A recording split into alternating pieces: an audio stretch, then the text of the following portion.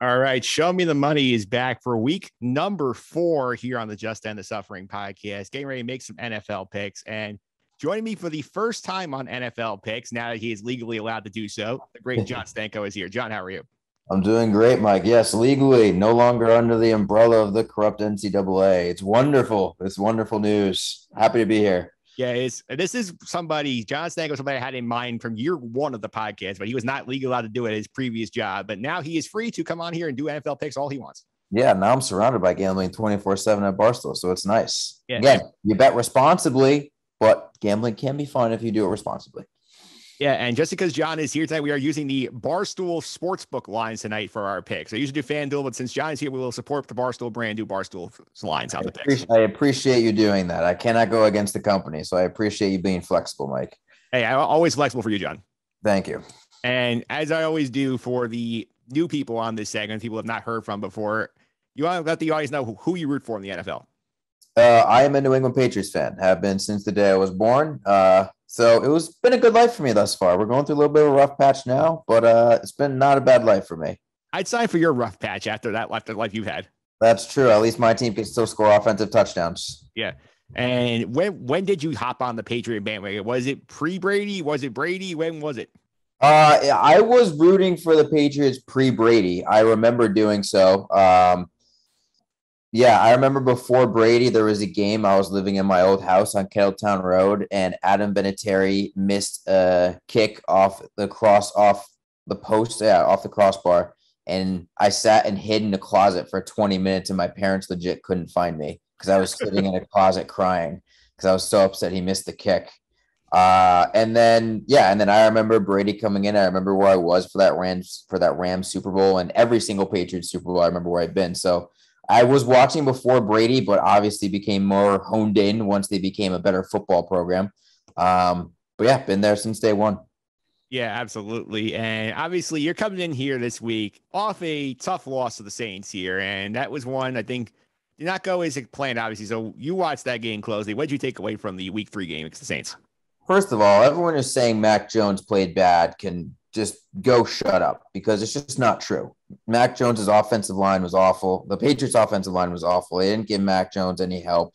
Trent Brown being out is really bad for the Patriots, who they've had a consistently good offensive line, but right now there's just no fluidity to it. Mac Jones threw 3 picks, yeah, sure, but only one of them was his fault, the wobbler. One of them went off Jonnu Smith's hands directly into the receiver, into the defensive back for a pick 6. Not Mac Jones's fault. Don't know what Jonnu Smith was doing with his footwork on that play, and then his hands were just lined with butter.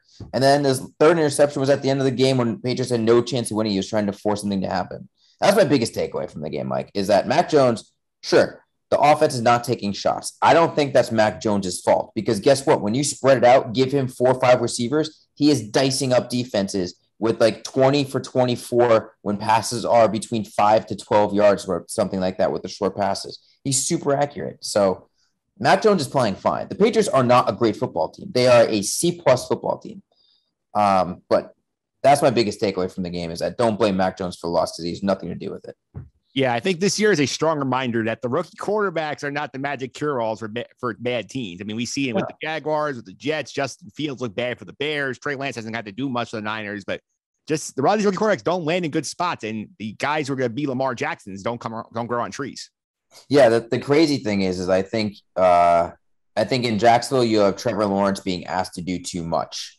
In Justin Fields, I think in his first start he had the same thing as Mac Jones, where they didn't trust him enough to maybe make big plays or to use what he does best to his advantage. So it depends where these quarterbacks go in the situation and the coaches that they have. So I think right now, if you were to give the biggest failing grade to the start of the season for the Patriots, it goes to Josh McDaniels as offensive coordinator, because I don't think the games that he is calling are particularly strong, and I don't think it's suiting the team that he has right now. I think he's still calling plays if he's a little scared. Yeah, I mean, I watched week 2 when the Patriots came into the MetLife, and Zach Wilson obviously gave the Patriots that game with all the interceptions there. But Josh McDaniels in that game basically is turning Mac Jones to check down Charlie. He's not giving him any chance to make plays. Right. I mean, that's the thing. The offense didn't play that great against the Jets. Luckily for the Patriots, the Jets suck. No offense. They're just freaking terrible. So no argument there. Yeah. So I mean, we're going to get into the picks, but I'm sure we'll talk about the game against Tampa Bay coming up, but let's just say I'm not optimistic about it. Yeah, I mean, obviously, when I saw the schedule come out and I saw where the Tom Brady reunion was coming here, so that's when I have to see if Stanko will do the picks, and he's here for that. So obviously, the storyline of the week, probably the season here, is Tom Brady coming back to New England for the first time with the Buccaneers, playing against Belichick and the Patriots. So what's your take on him coming home as the conquering hero, having won the Super Bowl in Tampa? I hope he kick his ass. That's my honest answer. Yeah. I want to kick his ass and send him back down to Tampa with us with his second straight loss. I don't like fans of any sport, and I'm particularly annoyed with the Patriots fans because I'm one of them. But those who now are cheering for Brady to succeed at every level in Tampa Bay and to have all the success in the world, I don't like that. I want my team to be better than anyone who's left my team. Like I want to have success. I never root for the player. I always root for the team. It's just the way I've been raised. This way I've always been. So seeing him win last year sucked, to be honest. And seeing him throwing touchdown passes to Gronk now sucks even more. So like this season, they've been a freaking dynamic duo again. So it's one of my biggest pet peeves. It's my biggest pet peeve with the NBA, biggestly with the sport, because they just root for the players. But I think it was time for Brady to leave. But it's a lot like a Taylor Swift song, Mike. If I can just be honest with you, it's like a Taylor Swift song. In the new song, Happiness, there's a line that goes, when a good man hurts you, but you know that you hurt him too. You could break up, but both people are at fault. Both people did things wrong, and now you have to reconcile with those circumstances. And right now, somebody's winning that breakup, but in the future, it might be somebody else. Right now, I hope the Patriots can get out of the doldrums of their depression of sitting in bed and yearning over what their ex is currently doing right now, and they finally get out of bed and kick some butt on Sunday. Do I think it's going to happen? No. Do I hope it happens? God, yes. Yeah, I think you made a good point there, because obviously it's like they both have issues here. I mean, the Patriots didn't put the best infrastructure around Tom Brady. Tom Brady said, you know what, I need a change. I need to go somewhere else. So this one of these points where I feel like he's going to get a good reception when he comes back there, because obviously he gets a nice standing up. He'll get like the Mike Piastri at Shea Stadium came back with the Mets. He got the standing ovation. They started beating the Mets. They're like, okay, now we hate him again. Yeah, he's gonna get a standing ovation. I think if I was there, I would give a polite applause, but I wouldn't do the wooing. I wouldn't stand up. I wouldn't do the massive cheers. But he's going to get a massive ovation, and then he's going to rip the souls out of every single Patriots fan there, because God knows how competitive he is. He's going to want to put up another 400-yard game, but this time throwing 4 touchdowns with it. So it's going to be really tough, and it's going to be really painful to watch. I am dreading watching this game, but it's just like it's the slight bit of hope where they can maybe just do something magical and disrupt the whole NFL and create a storyline for the rest of the season. Because, I mean, as much as NBC is milking this Brady coming back to Foxborough, Mike, imagine just the entirety of the NFL coverage if Belichick beats Brady when he comes back to his house with an inferior team, if you will, but the coaching outwits the GOAT in their eventual reunion. Imagine the NFL coverage for the entirety of the season if that happens on Sunday. I think that's what ESPN, NFL Network, NBC, and everyone's rooting for secretly. Yeah, and I'll tell you what NBC is rooting for secretly too in this game. I think you had good nail on the head that storyline. They want fourth quarter, 2 minutes to go, Patriots up 4, Tom Brady with the football, try and beat them like in his own building. NBC they want that, but would they want Mac Jones with the football with 2 minutes left, a chance to pull a Tom Brady-esque comeback for his first ever comeback win as an NFL starter?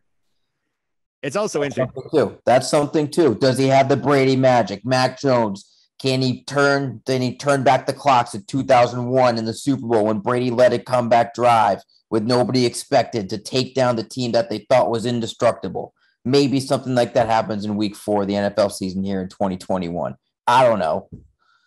Yeah, I think they also I don't know, Mike. Yeah. I also think they put this in the exact right place in the schedule too. Because I mean, it's not too early. It's not before the baseball playoffs or attention can be diverted here. You have the last big spot here of like, here is just us before we worry about November sweeps. I think that's the point where you have the Patriots still relevant. You said they're not as good a team. You want them falling out of it. This is a good spot to have this game. Yeah, no, it's great. They did a phenomenal job scheduling this game. You knew it was going to be prime time. There was zero doubt. It was just whether it was going to be Sunday night or Monday night. And now with Sunday night being prime time for the sport, you knew it was going to be Sunday night. So the fanfare is going to be there. The coverage is going to be there. Twitter is going to be ablaze the entire game. I cannot wait to stay up far too late and watch the entire thing and have my heart ripped out of me. Yeah, and obviously you want them to win. So what do you Oh think? my God. Yeah, I want the Patriots to win so bad. So what is the key here? What do they have to do to win this football game? Because Tom Brady coming in here after a loss is going to be very angry. He is going to be angry. I think the Patriots have to pass the ball efficiently, and I think Mac Jones does that in the short to intermediate routes well. Just looking up some stats, the Bucs have allowed opponents to throw for a 72% completion percentage thus far this season on attempts with an average attempt of 7 yards per throw. So that is the short routes, which Mac Jones is very good at thus far. And if the Patriots go to some man-beating type plays where they trust the receivers to get open in short spurts and Mac Jones is able to dice them up, the Patriots have a chance. And that would also go to the ball control, the possession, which you're going to need because you don't want the ball in Brady's hands because you can't trust their offense not to do well because they have so many weapons. So you want to keep it away from them. It's really hard to run on the Bucs because their defensive line is just so good.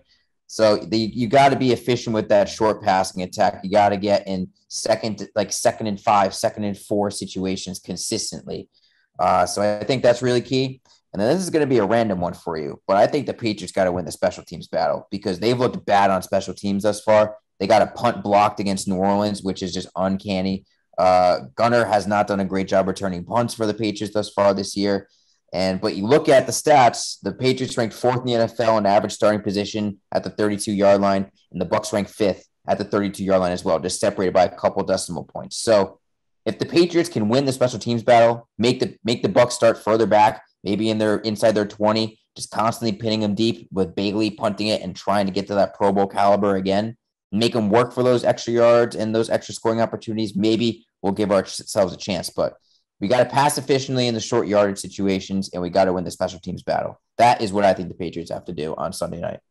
Yeah, I agree with you there. I think the ball control is the big thing. Like you said, if this is a game where you're trying to go score, Brady, you're going to lose because they don't have the kind of firepower that the Buccaneers do. But you have to play that game they love to play, which is, the screens, the dump offs, the quick slants. Just move the ball like slowly. Have those 6-7 minute drives. You're getting points, and you're keeping Tom Brady sitting on the sideline. Yeah, I mean, it really hurts that we lost James White, who got hurt with a hip injury and is out indefinitely. He got hurt against the Saints too. That was another big thing from that game. So we're down our main receiving back. We have Brandon Bolden backing him up, who's not nearly the same type of playmaker he is. Damian Harris was very quiet against New Orleans. Don't entirely know why, and he's not a receiving type of back. So the Patriots are going to have to generate those short yardage opportunities for Mac Jones to be able to dice up a defense and be accurate. So we're going to see what happens. But the Bucs have a very good defense as well. Their secondary is their weakness, and we have to be able to exploit that in the short term because I also don't trust our offensive line to protect for a long time. So we're not going to have a chance to really throw it deep very often.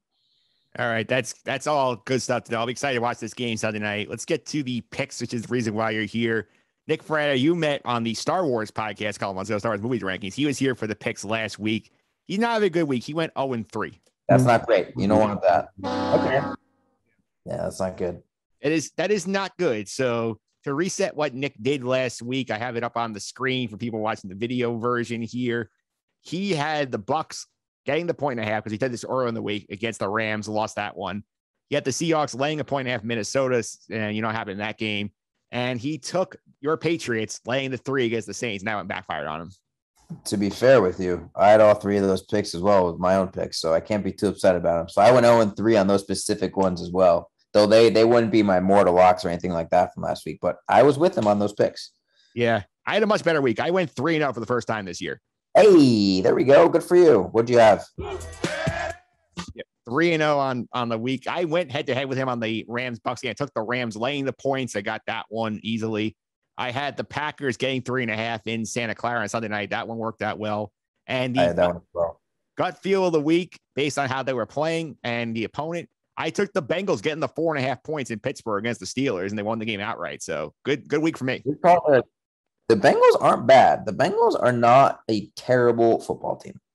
They are not. They are playing much better. And Pittsburgh, Ben looks cooked. So I was like, that's the reason why I went against that pick. It's like if the Bengals at least keep this close, if not win the game. Yeah, I know. As much as Bears fans are angry that Andy Dalton might come back and start, I would take Andy Dalton at quarterback over Ben Roethlisberger right now. Yeah, so would I. So on the year, team challengers is 2-7. Both wins came from Charlie Borders in week 1. So I am 4-5. So I'm trying to get back in the right direction here. So slow starts for both sides. All right. Well, let's try and get on the positive side here. All right. We are going to the picks now. John, as the visitor here, you are up first. So where are you going with pick number one? Pick number one, I'm going to go with the Philadelphia Eagles getting 7.5 points against the Kansas City Chiefs. The Chiefs coming off a loss, people are going to think that they're hungry to get back to 500, but I point this out that Kansas City's allowing over 5 yards per rush, 5.4 to be exact, which is third worst in the NFL. And Philly is rushing about 5.4 yards per attempt in the NFL this season, which is second best. So you want to play ball control against Kansas City. You don't want to let Mahomes get a lot of possessions. So if the Eagles do what they can do well and run the ball, they will have that possession and they can keep this game close.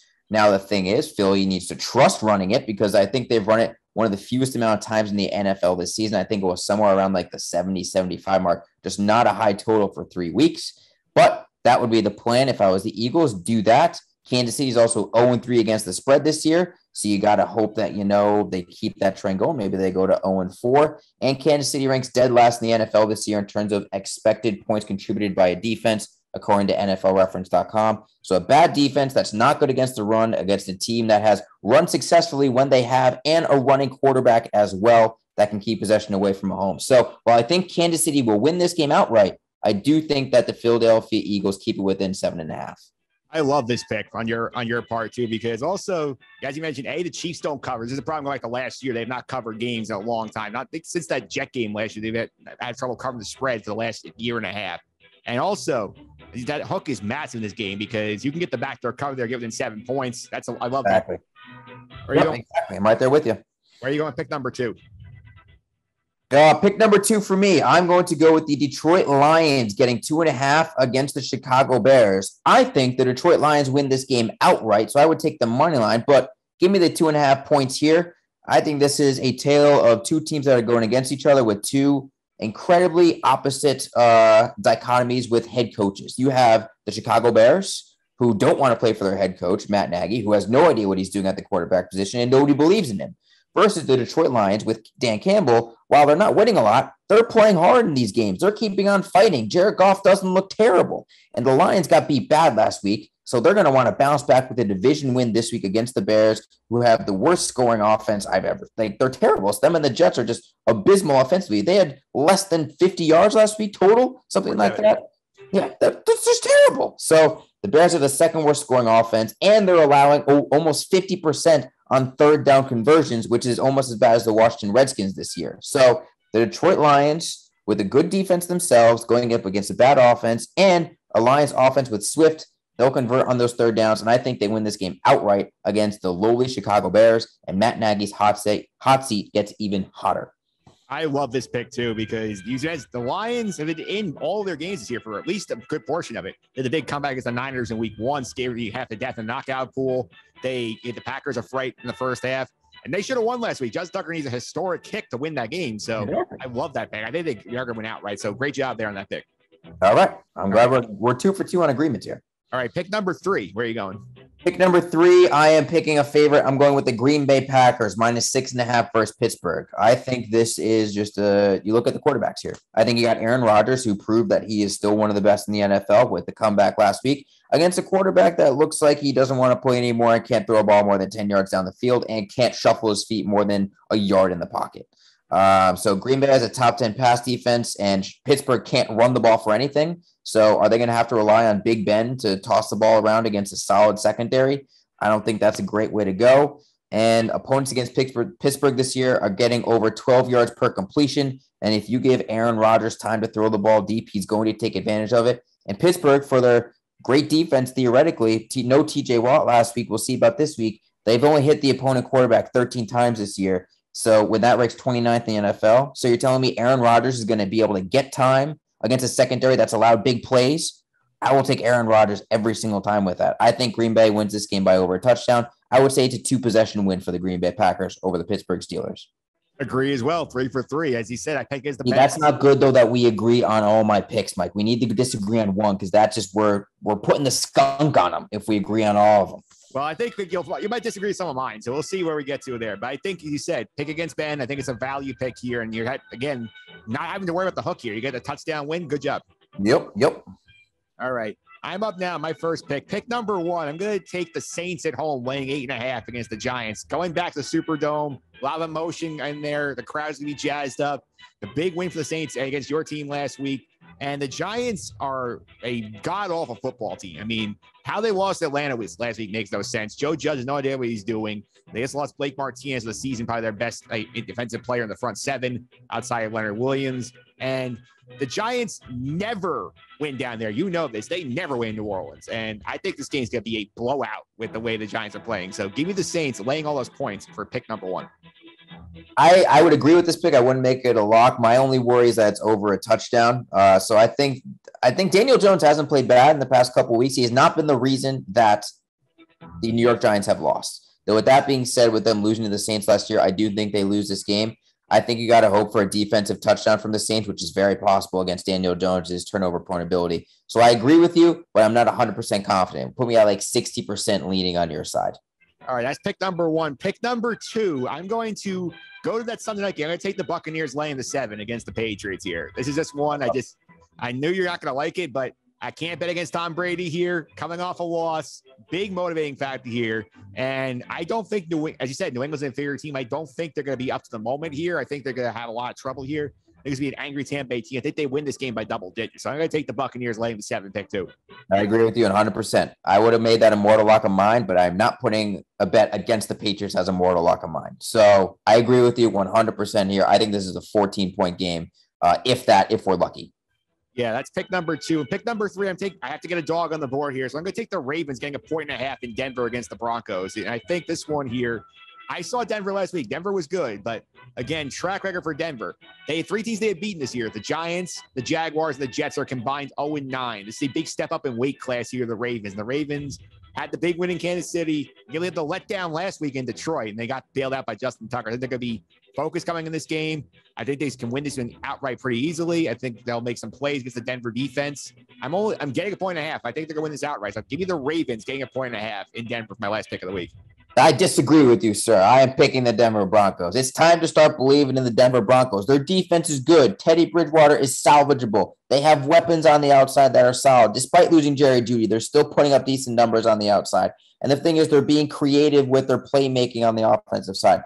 I like the Denver Broncos here. I've been down on the Baltimore since the start of this year because I don't think they are multidimensional on offense, and I think Denver's defense is good enough to take away one of the Ravens' main facets, especially if the Ravens wide receivers just don't catch the ball. That's very helpful as well. So I like the Denver Broncos here at home to play well defensively and win a close game. I think it'll be within a field goal, but the spread's not that big, so that's why I like Denver in this one. So I do agree with you on one. All right, so to reset the picks here, Stanko is going with the Eagles getting 7.5 against the Kansas City Chiefs. The Lions getting 2.5 against the Bears. He likes them to win outright as well in that game. He's playing the money line. The Packers laying 6.5 against the Pittsburgh Steelers. I am laying the 8.5 with the Saints to blow out the Giants at the Superdome. I'm laying the 7 with the Buccaneers to win the Tom Brady reunion tour here. And I'm getting the 1.5 with the Ravens in Denver. And those are your picks for week number 4 on the Just End the Suffering podcast. And I want to update the audience here as well. I do the knockout pick every week on the podcast. You in a knockout pool this year, John? I am still alive as well. I am still alive. So who have you used so far? Oh, I need to remember now. I used San Francisco week 1, so I had the scare like you. I used Carolina last week, and I believe I used Cleveland in week 2 against Houston. So I've used San Francisco, Cleveland, and Carolina. That is also my exact sequence. So we are actually on the same page here for what teams we have available to us. So, all right. So who are you picking with week 4? Week 4. I think there are 2 options on the board here. I think option number 1, Tennessee against the Jets. Yep. I think that one. Option number 2, the one I'm taking. The spread is so big, and I picked against the Texans last week. I'm taking the Buffalo Bills at home, laying 16.5 points. I mean, that tells you. We saw how dominant they looked against Washington last week. There's no way Davis Mills is going into Buffalo and win that football game.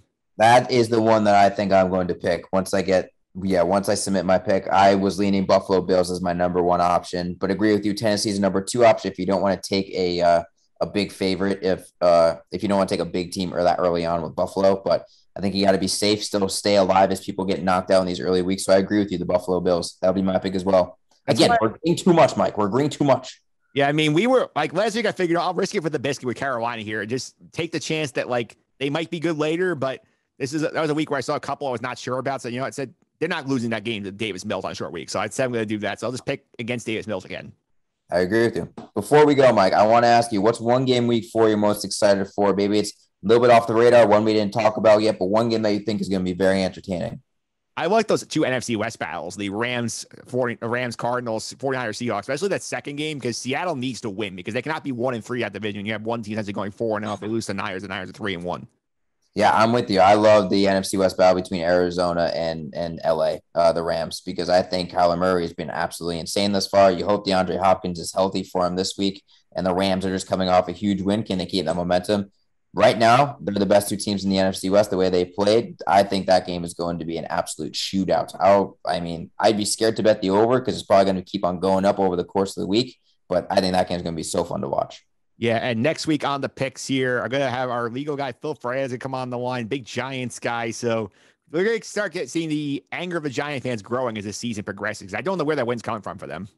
New York sports right now is abysmal. There's not much to look forward to if you're a New York sports fan right now across any sports, unless you're a Brooklyn Nets fan. Or a Yankee fan right now, because at least you have a good shot going to the playoffs.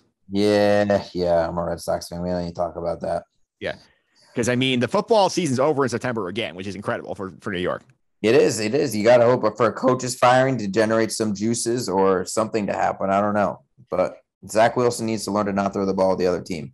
Yeah, and the whole team is a mess because, like that, as you mentioned, the Bears' performance being bad offensively, the Jet game was brutal to watch. I mean, they could do anything in that game right. Yeah, the thing is, I think with the Bears, it's more of the play calling and everything that was not great. But with the Jets, Zach Wilson just looked bad. There was a lot of highlights of him just missing comeback and out routes, and he just was not accurate with the football. So it depends which one is scarier: your quarterback just not being good and not being accurate with correct play calls, or a coaching staff that has no idea what to do with a super uber talented quarterback and just putting him in all the bad spots. You got to pick your poison there. The thing is, like, it's a bad team. The mark of the bad football teams. They can never. There's not like one moment where they do anything right, where there's something going wrong every play, whether it's the line not blocking, where receivers not getting open, receivers dropping passes, the defense not making stops, the quarterback not completing passes or completing the other team, questionable coaching. The Jets have it all right now. Yeah, they do, but I do think Saleh's not a terrible coach in the long haul. Again, the Jets defense is not terrible. The Jets defense is not terrible. Just offensively right now, they need to have Jesus Christ come down and bless them with some talent because they're lacking everywhere. I mean, they have a talent. They just been putting him on the bench right now for God knows what reason. You have talent. Corey Davis, is he that talented? Is he that talented offensively? I said, like, my point was, why is Denzel Mims on the bench or throwing Braxton Berrios, your former Patriot, like every other pass in the offense? Yeah, I agree with you. Mims is solid. But again, I think Corey Davis is a low-end number 2 wide receiver or a high-end wide receiver 3, maybe. He's not a number 1 option. He's not. I'm like, the way I looked at it is like, your best hope here is that like he becomes like your number 2, like an Eric Decker was in 2015, where you have somebody above him who's better. Yeah, no, I would agree with you. But my football team season's over. Yours, at least you still have a shot here because you have a way on the board. The schedule's not terrible. No, the schedule's not bad. Once we get past this week, it lightens up a little bit. Again, I think the Patriots will be roughly an 8-9 win team. If we get to 9 wins, we'll compete for a playoff spot. Really wish we won against New Orleans. It would have made me feel a lot better. But it's fun to watch the Patriots because we have a young quarterback and we have some talent that is young. So unlike last year where everything was just kind of slammed together like a messy clay mache ball and everything was just disgusting the entire season, this year there's actually a plan and we'll see some improvement as the year goes on. Even though the record might not show it, there's reason for optimism. Absolutely, John. Thanks for all the time. I really appreciate it. Before I let you go, how can you follow social media and keep up with what you're doing over at Stanko's Stance? You can follow me on Twitter at jstanko99 or follow me at stankosstance.com. Movies, sports, all the whole shebang. Yeah, and we'll be talking later this month because we are doing that Dune podcast at the end of the month. That'll be exciting. Oh, I am so excited, Michael. I'm almost done with the book as well, so I'm doing the whole book before the movie, and I'll be able to talk all about it. I'm very excited. I'm nervous. I'm just very excited. Absolutely. And funny because last year our big Halloween project was the Mandalorian premiere. Now we get Dune. Listen, I'm more excited for Dune than the Mandalorian, being straight up with you. Hey, straight up. Dune looks incredible. I cannot wait for this. I am so excited. Remember, people going in, I'm telling you this right now, PSA, this Dune is going to be in 2 parts. This is not the entire Dune book. If you know the Dune story, this is only going to be part one, and he's creating a part two, being Denis Villeneuve. So this is only part one. Keep that in mind before going in. They're not really promoting that aspect of it, but this is only part one. Absolutely. John, thanks for all the time. Really appreciate it. Thank you, Mike.